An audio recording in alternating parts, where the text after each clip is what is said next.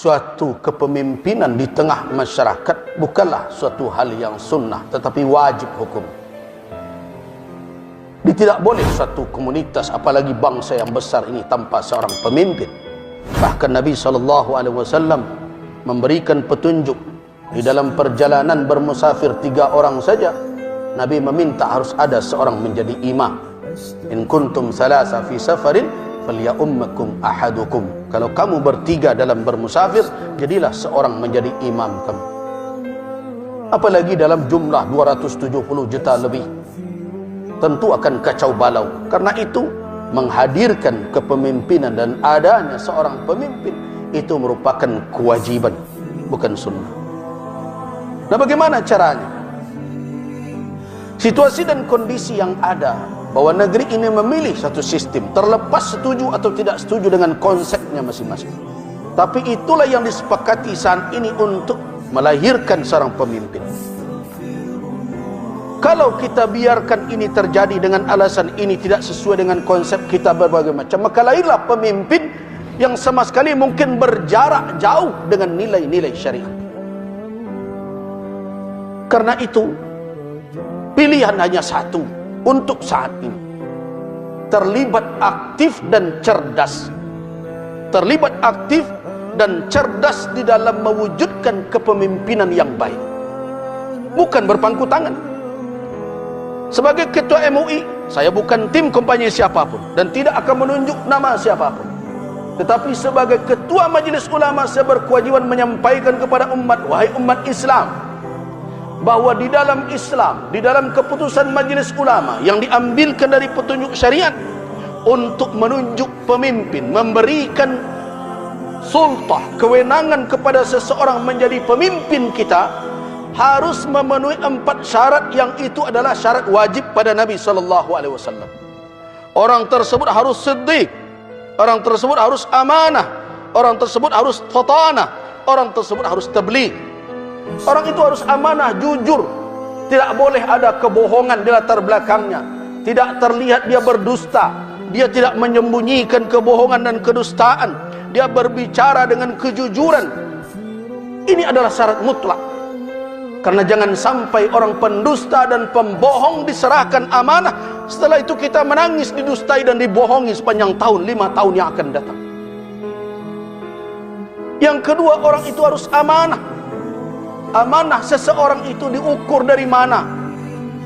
Yang pertama tentu dari komitmennya kepada Rabbul Alamin, ketakwaannya, ketakutannya kepada Allah. Karena kalau amanah itu hanya diukur dengan pengawasan manusia, dengan pengawasan si fulan, dengan orang-orang yang akan menyalahkannya, orang-orang tersebut bisa saja ditipu berjamaah oleh dia. Karena itu pertama sekali dalam mengukur amanah seseorang, bagaimana tingkat komitmennya beragama, ketakwaannya, ketakutannya kepada Allah. Salatnya bukan hanya di depan kamera, tanya orang sekitarnya, cari tahu siapa dia. Kalau salatnya tidak benar, bagaimana amanah akan ditumpangkan? Kalau Rabbul Alamin saja, Allah Subhanahu wa taala saja tidak ditakutinya, yang menjadi beban ditanggung jawab di dalam di atas pundaknya, bagaimana dengan amanah manusia? Yang kedua, lihat perjalanan hidupnya selama ini. Apakah janjinya bisa dia buktikan atau tidak? Kalau tidak, jangan berkeras juga karena baju saya ini, karena kelompok saya ini, saya mesti begini juga. Hati-hati wahai ibadallah. Setiap kita memberikan kewenangan dan amanah, wala itu tidak selesai hanya dengan keluar di tempat pemilihan itu, tapi akan dipertanggungjawabkan kelak sampai di hari kiamat di hadapan Allah Subhanahu wa taala. Hati-hati. Itu kewajiban din, kewajiban agama memberikan kewenangan itu. Karena itu pilih orang yang amanah, pilih orang yang fatanah, yang cerdas, yang mengerti konsep kepemimpinan.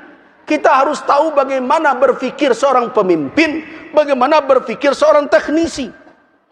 Kita harus tahu seorang pemimpin itu punya konsep yang besar kepada umat ini, punya rencana, punya mimpi, tetapi tidak hanya sekedar angan-angan. Dia pandai mengeksekusinya. Dia mengerti bagaimana cara menjalankannya. Dan dia faham apa yang menjadi penyakit dan masalah di tengah bangsa ini yang harus dia obati. Dia harus orang yang cerdas. Karena orang yang cerdaslah yang bisa mencari solusi dengan izin Allah Subhanahu wa ta'ala.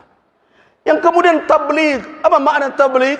Pandai menyampaikan, menarasikan fikirannya, menjelaskan maksudnya, mengembangkan wawasannya. Jadi ada pula orang yang mengkritik, pemimpin kok pandai bicara saja. Salah satu syarat pemimpin, dia harus pandai bicara. Kenapa? Karena konsepnya, pemikirannya, wawasannya tidak akan diketahui oleh orang di sekelilingnya, oleh umat kalau dia tidak pandai menarasikan, menyampaikan kepada orang lain. Dan dia harus jujur menjelaskan yang sebenarnya. Itu tabligh. Apa makna tabligh? Orang itu transparan, orang itu punya kemampuan dan kemauan dengan lurus menyampaikan apa yang ada yang menjadi tanggung jawab dan tugas. 4 sifat itu wajib. Nah, kalau ada orang yang seperti itu, di dalam fatwa Majelis Ulama tersebut, wajib memilih orang yang seperti itu. Dan memilih yang selain itu haram hukumnya di dalam Islam. Begitu keputusan. Nah, hari ini saya sampaikan, Allah Subhanahu wa ta'ala menjadi saksi dalam khutbah ini. Allahumma fashhad, ya Allah saksikanlah. Saya telah sampaikan kepada umat di negeri ini, kita akan dipertemukan oleh Allah Subhanahu wa ta'ala. Saya lepaskan tanggung jawab saya hari ini. Saya telah ingatkan umat khusus di Masjid Muhsinin ini, kalau ada orang yang memenuhi atau mendekati standar yang itu, maka wajib memilihnya dan memilih yang lain. Padahal ada orang yang memenuhi kriteria tadi, haram hukumnya. Itu keputusan ijtima' Komisi Fatwa Majelis Ulama se-Indonesia di Padang Panjang tahun 2009.